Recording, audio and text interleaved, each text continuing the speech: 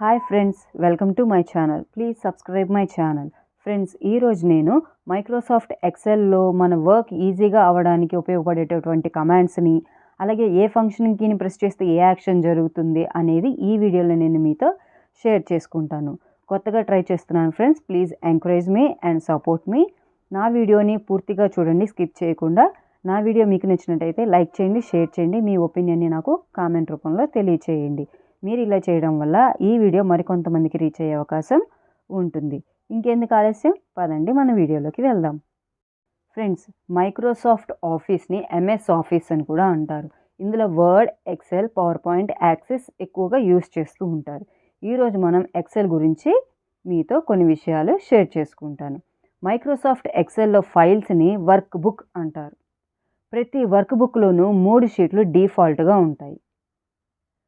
3 షీట్లని కావాలంటే మీరు ఇంకా ఎక్స్ట్రా షీట్లు యాడ్ చేసుకోవచ్చు, లేదా ఉన్న షీట్లని డిలీట్ చేయొచ్చు, లేదా యాడ్ చేసింది డిలీట్ చేయొచ్చు. వాటికి నేమ్స్ చేంజ్ చేసుకోవచ్చు, లేదా వాటి ఆర్డర్నైనా మీరు చేంజ్ చేయొచ్చు. ప్రతి వర్క్ షీట్లోనూ 256 కాలమ్స్, 65,536 రోస్ ఉంటాయి.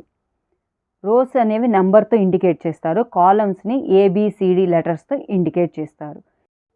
ఏ టు జెడ్ కాలమ్స్, తర్వాత ఏఏ, ఏబి, ఏసి, బిఏ, బిబి, బిసి, అలా జెడ్ వరకు వెళ్ళిన తర్వాత ఐవి వరకు అలాగా కాలమ్స్ మనకి 256 ఉంటాయి. రోస్ 65,536 రోస్ ఉంటాయి. మనం ఎన్ని రోస్ యాడ్ చేసినా, ఎన్ని కాలమ్స్ యాడ్ చేసి డిలీట్ చేసినా కూడా ఈ నెంబర్స్ మధ్యలోనే ఆ రోస్ అనేవి అడ్జస్ట్ అవుతూ ఉంటాయి. ప్రతి షీట్లోనూ మనకి 256 కాలమ్స్, 65,536 రోస్ ఉంటాయి. మనం ఒక ఎక్సెల్ ఫైల్ని సేవ్ చేస్తే దాన్ని వర్క్ బుక్ అంటారు. దానికి ఒక ఫైల్ ఎక్స్టెన్షన్ ఉంటుంది. ఆ ఎక్స్టెన్షన్ బట్టి అది ఏ ఫార్మాట్ ఫైల్ అనేది మనం చెప్పవచ్చు. మైక్రోసాఫ్ట్ ఎక్సెల్ 1993-2003 వెర్షన్ అయితే .xls అనే ఎక్స్టెన్షన్ ఉంటుంది. అదే 2007 వెర్షన్ అయితే ఫైల్ ఎక్స్టెన్షన్ .xlsx అని ఉంటుంది. 2007లో మనం చేసినటువంటి ఎక్సెల్ వర్క్ బుక్ని మనం సేవ్ యాజ్ అని 93-2003 ఫార్మాట్లో మనం సేవ్ చేసుకోవచ్చు. ఎందుకంటే 2007 అనేది అప్డేటెడ్ వెర్షన్ కాబట్టి. అలాగే ఇప్పుడు ఈ ఎక్సెల్ మనం వర్క్ చేసేటప్పుడు ఫంక్షనల్ కీస్ ఏ విధంగా మనకి హెల్ప్ఫుల్ అవుతాయి, ఏ విధంగా మనం యూస్ చేయొచ్చు అనేది చూద్దాం. ఫస్ట్ F1 అంటే హెల్ప్ విండో అపియర్ అవుతుంది. ఈ హెల్ప్ విండోలో మనకి తెలియని ఆప్షన్ ఏదైనా సరే దాన్ని టైప్ చేసి ఎంటర్ కొడితే దానికి సంబంధించిన ఇన్స్ట్రక్షన్స్ని మనకి చూపిస్తుంది. ఆ ఇన్స్ట్రక్షన్స్ ద్వారా మనకి తెలియని ఆప్షన్స్ని మనం ఎక్సెల్లో తెలుసుకోవచ్చు. నెక్స్ట్ F2 అంటే కర్సర్, సెల్లో కర్సర్ అపియర్ అవుతుంది. మామూలుగా వర్డ్లో అయితే ఒక ఐ అనేది బ్లింక్ అవుతూ ఉంటుంది, అది కర్సర్. ఎక్సెల్లో అలా బ్లింక్ అవుతూ ఉండదు, సెల్ కనపడుతుంది. సెల్ అంటే రో, కాలం మీట్ అయ్యేటటువంటి, ఇంటర్సెక్ట్ అయ్యేటటువంటి ప్లేస్ అనమాట. దాన్ని మనం సెల్ అంటాము. ఆ సెల్లోకి F2 అంటే కర్సర్ వస్తుంది. లేదు మీరు ఆ సెల్ దగ్గరికి వెళ్ళి టైప్ చేసినా ఆటోమేటిక్గా లెటర్స్ పడతాయి. F2 అంటే సెల్లోకి కర్సర్ వస్తుంది. ఇప్పుడు మీరు ఆల్రెడీ టైప్ చేస్తున్న దాన్ని చేంజ్ చేయాలి అంటే అప్పుడు మనకి కర్సర్ కావాల్సి వస్తుంది. సో అప్పుడు F2 అంటే కర్సర్ అనేది అక్కడ వస్తుంది. ఇప్పుడు సపోజ్ సెల్ పాయింట్ A5లో ఉంది అనుకుందాం. అది మనకి పైన ఫార్ములా బార్లో చూపిస్తూ ఉంటుంది. A5 అంటే ఏ కాలంలో 5th రోలో సెల్ ఉంది అని అర్థం. అలాగే R110 అంటే R అనే కాలంలో 110 అనే రోలో సెల్ ఉంది అని అర్థం. సెల్లో కర్సర్ రావాలంటే మౌస్తో వెళ్ళి డబుల్ క్లిక్ చేయాలి. దాని బదులు F2 అంటే మనకి కర్సర్ వస్తుంది. సో నెక్స్ట్ F3కి ఎటువంటి యాక్షన్ లేదండి. F4 అంటే రిపీట్ ప్రీవియస్ యాక్షన్. మనం ముందు కాపీ కానీ, పేస్ట్ కానీ, కట్ కానీ ఏదైనా చేసి ఉంటే ఆ యాక్షన్ని రిపీట్ చేస్తుంది F4 అంటే. అలాగే F5 అంటే గో టు విండో అపియర్ అవుతుంది. గో టు విండోలో మనం A5, R110, S16 అలా ఇస్తే గనక ఆ పర్టికులర్ రో, ఆ పర్టికులర్ కాలంకి ఆ సెల్ అనేది వెళ్ళిపోతుంది. ఇప్పుడు సపోజ్ నేను గో టు విండో వచ్చిన తర్వాత R110 అన్నానంటే A5లో ఉండాల్సిన సెల్ R10లోకి వెళ్ళిపోతుంది.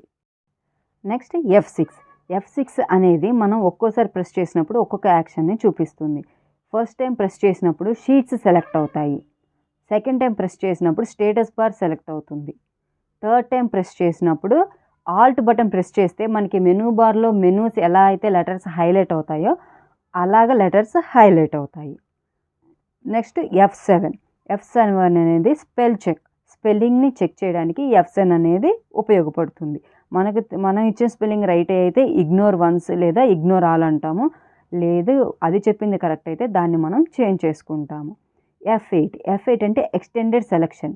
మనకి సెలెక్షన్ ఎక్కడి నుంచి కావాలో ఫస్ట్ అక్కడ సెల్ను పెట్టి F8 అని మనం లాస్ట్లో డ్రాగ్ చేయకుండా లాస్ట్లో మనకి ఎక్కడి వరకు కావాలో అక్కడికి వెళ్ళి మనం క్లిక్ చేసినట్లయితే మొత్తం ఆ బాక్స్ అంతా కూడా సెలెక్ట్ అవుతుంది అనమాట. సో అది F8 అంటే ఎక్స్టెండెడ్ సెలెక్షన్. F3 లాగా F9 కూడా ఫంక్షన్ లేదు. F10 కూడా F6 లాగానే each menu first letter highlight అవుతుంది. ఏది మనం ఆల్ట్ బటన్ ప్రెస్ చేస్తే మెనూ బార్లో ప్రతి మెనూలో లెటర్ ఎలా హైలైట్ అవుతాయో అలా హైలైట్ అవుతాయి. అలాగే F11 అంటే చార్ట్ ఇన్సర్ట్ అనమాట. ఇన్సర్ట్ చార్ట్, ఎందుకంటే మనం ఎక్సెల్లో టేబుల్స్ ఎక్కువ యూస్ చేస్తాం కాబట్టి చార్ట్ అనేది ఇన్సర్ట్ అవుతుంది. తర్వాత F12 లేదా ఆల్ట్ FA అంటే సేవ్ యాజ్. ఆల్రెడీ సేవ్ అయిన ఫైల్ని వేరే నేమ్ తోటి వేరే లొకేషన్లో సేవ్ చేసుకోవచ్చు.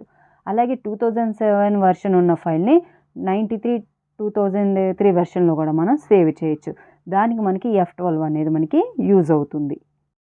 తర్వాత control plus page up button. మనకి కీబోర్డ్ మీద యారోస్ పైన హోమ్ ఎండ్ బటన్ పక్కన పేజ్ అప్ పేజ్ డౌన్ అని ఉంటుంది. కంట్రోల్ కీని ప్రెస్ చేసి పేజ్ అప్ బటన్ ప్రెస్ చేస్తే ప్రస్తుతం ఉన్న షీట్ నుంచి ముందు షీట్లోకి వెళ్తాము. ఫస్ట్ షీట్లో ఉన్నట్టే ముందు షీట్ ఉండదు కాబట్టి యాక్షన్ ఏమీ ఉండదు. కంట్రోల్ ప్లస్ పేజ్ డౌన్ అంటే ప్రజెంట్ ఉన్న షీట్ నుండి నెక్స్ట్ షీట్కి మూవ్ అవుతాము. అదే నెక్స్ట్ షీట్ 2 నుంచి షీట్ 1కి రావాలంటే మళ్ళీ మనం కంట్రోల్ పేజ్ అప్ బటన్ని ప్రెస్ చేయాలి. కంట్రోల్ పేజ్ అప్ అంటే ప్రస్తుతం ఉన్న షీట్ నుండి ముందు షీట్కి వెళ్తాము. Control plus page down button అంటే ప్రస్తుతం ఉన్న షీట్ నుండి నెక్స్ట్ షీట్కి వెళ్తాము. అలాగే కంట్రోల్ ప్లస్ రైట్ యారో అంటే రోలో లాస్ట్ కాలంలో ఉన్న సెల్కి మనం వెళ్తాము. ఒకే రోల్ ఎక్కడైతే సెల్ ఉందో ఆ రోలో లాస్ట్ కాలం దగ్గరికి వెళ్తాం మనము. అలాగే కంట్రోల్ ప్లస్ లెఫ్ట్ యారో అంటే ఫస్ట్ సెల్కి వస్తాము. అదే కాలంలో అదే రోలో ఫస్ట్ సెల్కి ఎక్కడైతే మన టెక్స్ట్ అనేది ఉందో అక్కడికి వస్తాము. అలాగే కంట్రోల్ ప్లస్ అప్ యారో అంటే సెల్ అనేది టెక్స్ట్ ఎక్కడైతే పైన మనకి చూపిస్తుందో అక్కడికి వెళ్ళిపోతాము. ఇప్పుడు మనం ఎక్కడో లాస్ట్లో R110లో ఉన్నాము. కంట్రోల్ అప్ యారో అంటే మనం పైన ఎక్కడైతే మన టెక్స్ట్ ఉందో అక్కడికి మన సెల్ అనేది వెళుతుంది.